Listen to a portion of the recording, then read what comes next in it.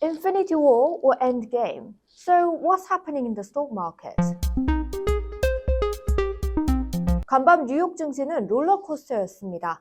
장 초반 공포로 시작했지만 S&P 500 강보합으로 버텨주며 패닉으로 끝나진 않았습니다. 미국과 이스라엘의 이란 군사작전 이후 전쟁 확산 우려가 컸지만 투자자들은 저가 매수에 나섰습니다. 11개 업종 중 6개는 여전히 약세를 보였고 에너지, 산업재, 금융, 부동산, IT는 상승했습니다. 특히 엔비디아와 마이크로소프트 같은 현금 여력이 탄탄한 빅테크 지수가 지수를 끌어올렸습니다. 국제 유가는 급등했습니다. WTI는 8%대로 상승해 배럴당 71.74달러, 브렌트유도 9% 올랐습니다. 이란이 호르무즈 해협을 봉쇄했다는 보도 이후 한때 12%까지 급등했는데요.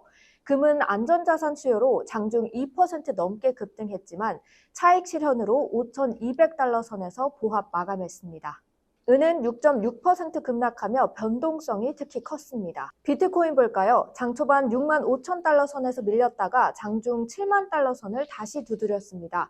하지만 지난 1년을 보면 비트코인은 마이너스 20%, 같은 기간 금은 무려 89% 올랐는데 디지털 금이라는 이름, 이번에도 다시 시험대에 섰습니다. This wasn't broad panic, it was selective repositioning. 오늘 시장의 흐름은 선별적 재배치입니다.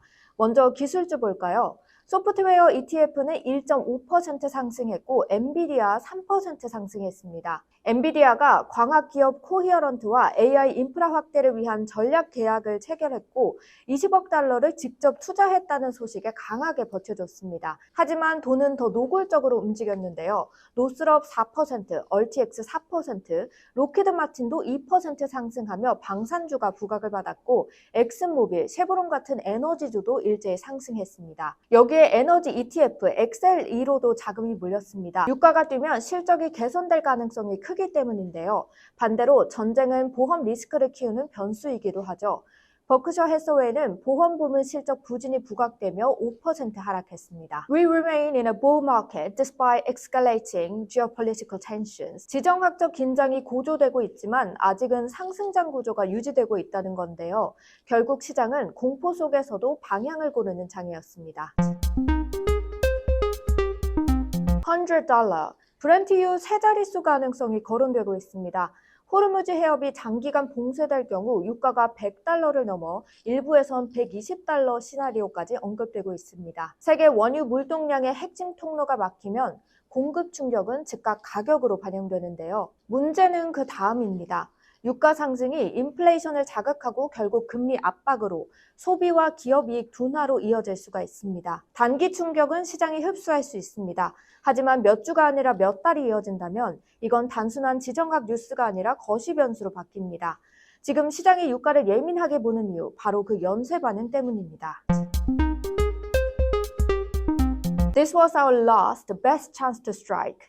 트럼프 대통령은 이번 공격을 전 세계를 위한 정의라고 표현했습니다.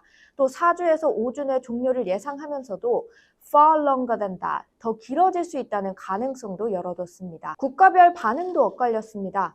영국 국방장관은 few people will wound, 즉 애도할 사람은 많지 않을 것이라며 이란 정권을 강하게 비판했습니다. 하지만 공습이 국제법에 맞는지에 대해선 미국이 설명할 문제라며 선을 그었습니다. 프랑스와 독일은 위험하다, 멈춰야 한다며 UN 안보리 틀에서 협상하라고 촉구했고 러시아는 계획된 군사 침략이라고 규정했고 중국은 이란의 주권을 언급하면서 미국과 이스라엘을 강하게 비판했습니다. 반면 캐나다, 호주, 우크라이나는 이란의 핵저지를 명분으로 미국을 지지하기로 했는데요.